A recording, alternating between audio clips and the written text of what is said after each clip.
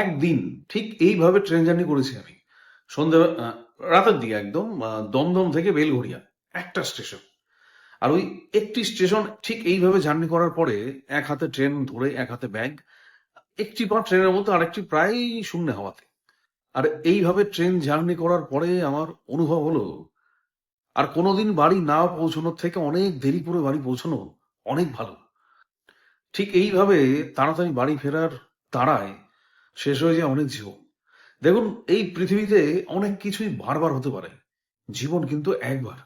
আর আপনাকে ভাবা উচিত আপনার এই জীবনটা শুধুই আপনার নয়, আপনার এই জীবনের উপর নির্ভর করে আছে আরো অনেকগুলো জীবন, যাদের ভালো রাখার দায়িত্ব আপনার আপনার তাই এইভাবে এইভাবে খুব তাড়াতাড়ি বাড়ি ফেরার চেষ্টা করবেন না, অনেক দেরি করে ফিরুন না। নাহলে হয়তো একদম শেষবারের মতো চারজনার কাঁধে চড়ে ফিরবে। কাঁধে চড়ে, কাঁধে চড়ে। সাবধান।